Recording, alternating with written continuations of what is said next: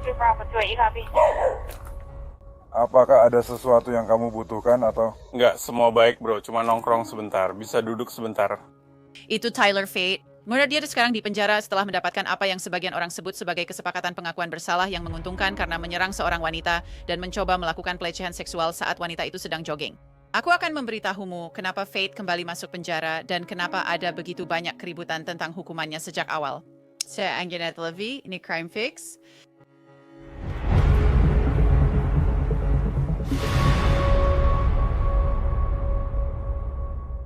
Tyler Fate Brady solitaire di penjara Orange County, Florida.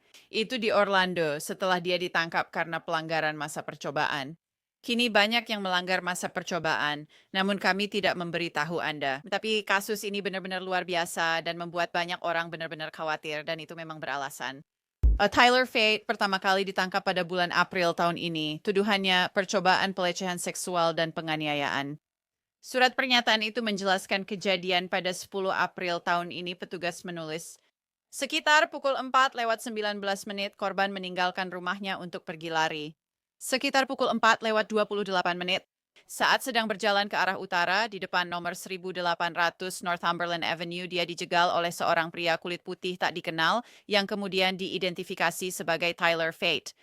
Korban mengatakan dijegal oleh seseorang yang mengulurkan lengannya ke dada dan lehernya hingga ia terjatuh ke belakang.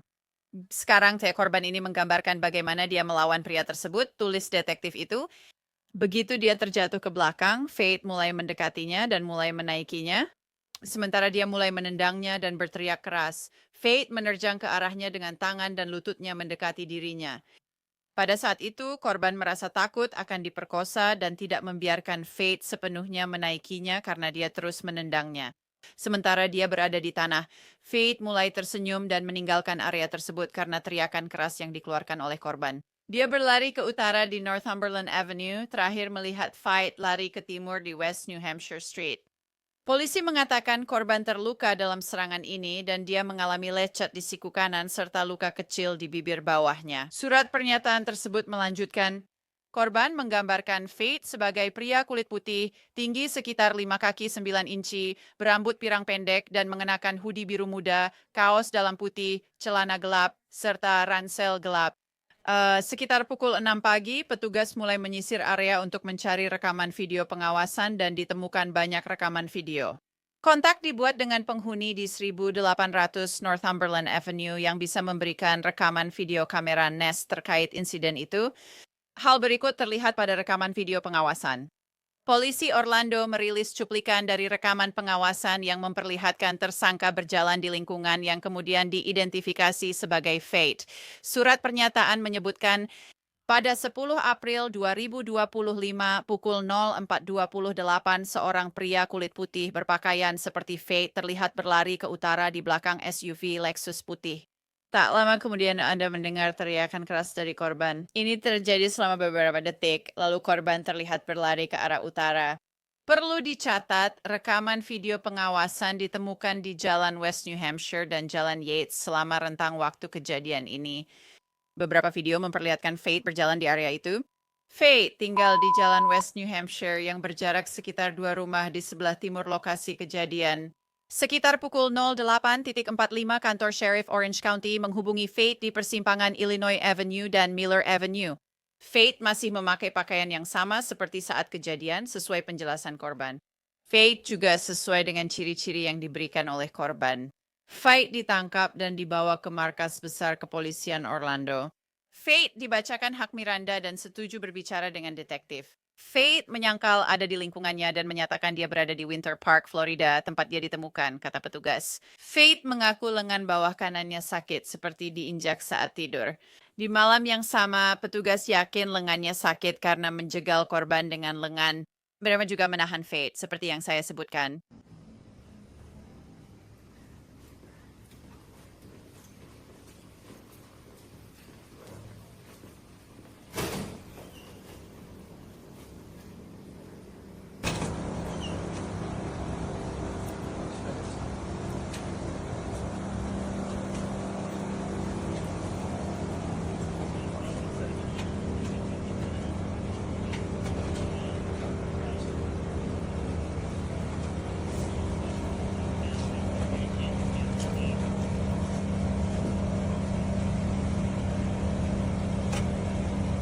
Fate didaftarkan ke penjara Orange County atas tuduhan percobaan pelecehan seksual dan penganiayaan. Polisi menyatakan dia sudah terbukti bersalah dalam kasus penganiayaan lain di awal 2024. Jadi kita percepat ke bulan November tahun ini. Kantor Kejaksaan Negara bagian menyetujui perjanjian pembelaan yang membuat Tyler Fate bebas dengan masa percobaan dan waktu yang telah dijalani. Dan Jaksa Negara bagian mendapat banyak pertanyaan tentang hal itu setelah Tyler Fate kembali ditahan. Divisi Kejahatan Seksual di Kantor Kejaksaan Negara. Bagian kami meninjau kasus itu dan menemukan bahwa karena niat Tuan Fate tidak dapat dibuktikan tanpa keraguan yang masuk akal, yaitu niatnya untuk melakukan pelecehan seksual tidak dapat dibuktikan tanpa keraguan yang masuk akal, maka dakwaan yang tepat untuk diajukan dalam kasus ini adalah penganiayaan berat. Dia dijatuhi hukuman 225 hari di penjara Orange County dengan kredit untuk 225 hari yang sudah dijalaninya sampai saat itu. Selain juga diberikan masa percobaan selama 3 tahun dengan beberapa syarat khusus. Penting untuk dipahami bahwa hukuman percobaan ini, beserta syarat-syarat khususnya, dijatuhkan sebagai upaya dan perhatian terhadap keselamatan masyarakat. Syarat khusus tersebut adalah dia harus menjalani evaluasi psikoseksual dan mengikuti pengobatan apapun yang direkomendasikan setelah evaluasi tersebut. Ya, bahwa dia tentu saja tidak boleh melakukan kontak dengan korban dan dia tidak boleh kembali ke area dalam radius 3 blok dari lokasi kejadian. Jadi Jaksa Negara Bagian, Monique Worrell, mengatakan bahwa korban telah menyetujui kesepakatan yang menempatkan Tyler Fate dalam masa percobaan dan mengizinkannya untuk dibebaskan. Namun ada juga kesalahan administratif yang dipertanyakan dalam kasus ini. Sementara jaksa dalam kasus ini melakukan kesalahan dengan menahan keputusan pengadilan, yang saya lihat itu menurut saya tampaknya menjadi poin yang menjadi perhatian bagi kebanyakan orang. Penting dipahami bahwa kesalahan itu tidak memengaruhi hukuman maupun fakta bahwa Tuan Fate adalah narapidana yang telah divonis bersalah. Jadi begini cara Tyler Fate dituduh melanggar masa percobaannya. Petugas pembimbing menyebutkan dia pindah alamat tanpa pemberitahuan pada 20 November. Neneknya tampaknya memberitahu petugas pembimbing bahwa dia tidak ingin Tyler tinggal bersamanya karena penyakit mentalnya. Lalu petugas pembimbing mengatakan bahwa Tyler tidak hadir untuk pemeriksaan psikoseksual pada tanggal 9 Desember. Polisi menemukan Tyler pada tanggal 15 Desember. Ada sesuatu yang kamu butuhkan atau Nggak, semua baik bro. Cuma nongkrong sebentar. Bisa duduk sebentar? apa aku akan masuk penjara? Duduklah. Aku tahu aku akan masuk. Duduklah. Apakah aku akan masuk penjara atau bagaimana? Letakkan tanganmu di belakang punggung. Kamu Tyler? Hah? Tyler? Iya. Baiklah. Kenapa saya ditangkap? Saya sedang dalam masa percobaan. Bicara denganmu sebentar lagi. Saya nggak main-main kalau sendirian, oke? Hah? Charlie 26, yang satu sudah diamankan. Kau tahu, jika kita lupa sesuatu, kau bisa bermasalah. Oke, kau aman. Kartu identitasku ada di kaos kakiku, hanya itu. Oh tidak, itu dia kartu identitasku. Silakan duduk dan akan saya periksa. Ini maaf, saya harus memeriksa ini sebentar. Bisa tolong buka ini?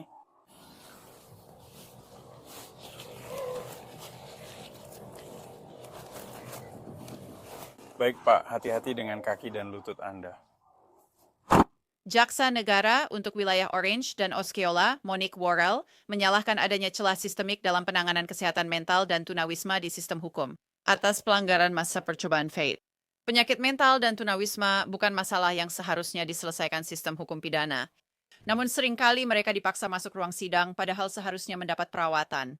Dalam kasus seperti ini, jaksa bisa menetapkan persyaratan untuk menciptakan peluang intervensi, namun kami tidak mengendalikan akses ke pengobatan, tempat tinggal, atau pengawasan lanjutan. Menyadari keterbatasan itu, jaksa dalam kasus ini berpandangan ke depan dengan merekomendasikan masa percobaan setelah Tuan Fate bebas dari penjara.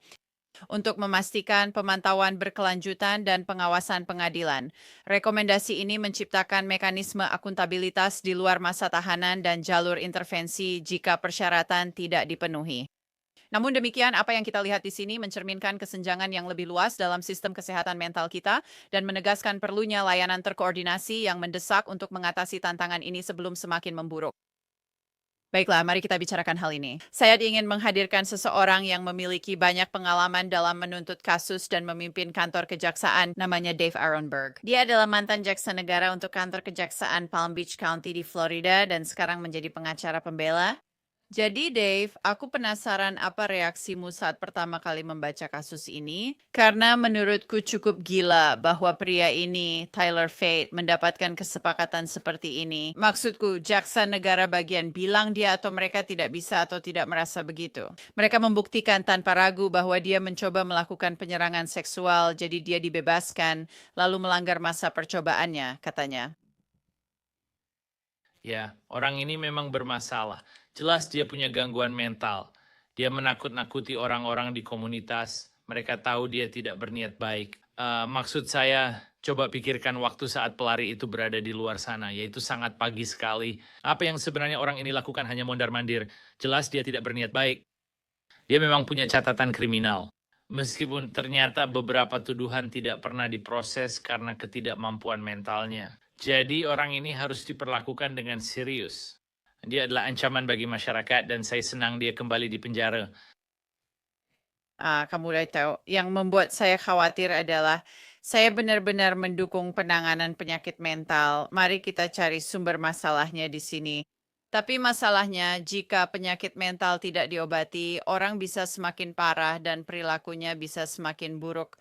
Dan hanya karena kamu sakit jiwa, kamu tahu dia masih bisa melakukan kejahatan seksual. Jadi ini adalah seseorang yang masih berkeliaran di jalanan.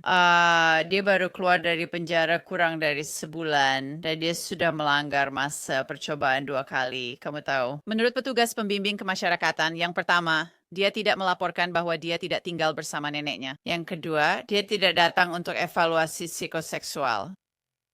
Itu sangat mengkhawatirkan karena mereka tidak tahu di mana mencarinya. Dan dia juga absen saat evaluasi penting. Ya, juga para tetangga melaporkan melihatnya kembali di lingkungan yang sama tempat serangan awal terjadi. Dan itulah sebabnya mereka merasa waspada. Jadi ya, orang ini memang harus kembali masuk penjara. Dia memang begitu.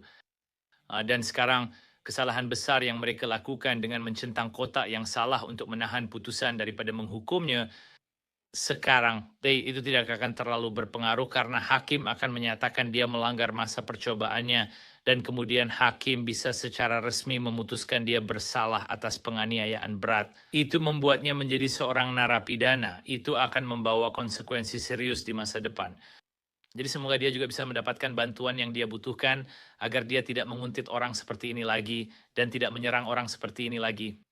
Tapi untuk sementara ini saya rasa pilihannya sekarang jadi lebih terbatas. Dia benar akan bisa begitu saja keluar dengan catatan kriminal yang hanya berisi pelanggaran ringan dengan penundaan putusan. Dia akan menjadi seorang narapidana yang terbukti bersalah.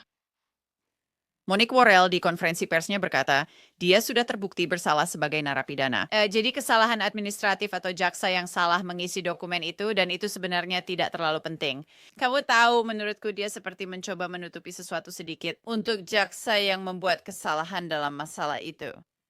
Tapi itu tetap cukup penting karena mereka perlu mengetahuinya. Maksudku, riwayat pastinya harus tercatat dalam dokumen. Dan menurutku, harus ada sedikit lebih banyak kehati-hatian dalam hal seperti ini. Tentu saja. Sekarang, soal mencentang kotak yang salah, itu benar-benar kesalahan besar.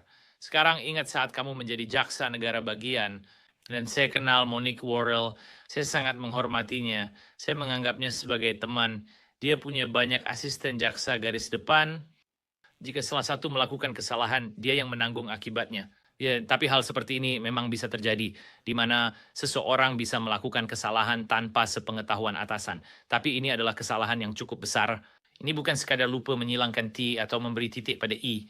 Ini adalah mengubah keputusan sebuah kasus yang seharusnya berakhir dengan vonis bersalah, tapi malah menjadi penundaan putusan. Sekarang seperti yang saya katakan setelah dia melanggar masa percobaannya, saya kira hakim akan memvonis dia atas tindak pidana itu. Dan jadi itu akan diperbaiki. Tapi Anda berharap ke depannya ada proses yang diterapkan, agar kesalahan seperti ini tidak pernah terjadi lagi karena bisa membahayakan orang lain. Satu hal yang menurut saya sangat mengkhawatirkan di sini, ini membuat saya khawatir dan jelas saya hanya tahu apa yang saya baca di afidavit tentang kemungkinan penyebab kasus ini. Ya, tapi menurut saya ini jelas merupakan percobaan pelecehan seksual seperti yang didakwakan. Maksudnya ada seorang pria berkeliaran pada pukul 4:28 pagi dalam gelap. Dia dituduh menghadang pelari ini. Mencoba menaiki dia.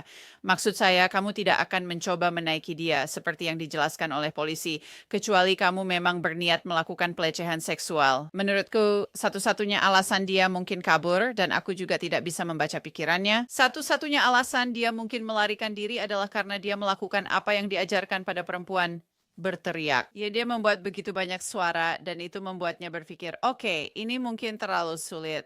Jadi, kamu tahu, mereka bilang Monique Worrell mengatakan di konferensi pers, kamu tahu bahwa jaksa penuntut tidak tahu apakah mereka bisa membuktikan kasus ini tanpa keraguan yang masuk akal.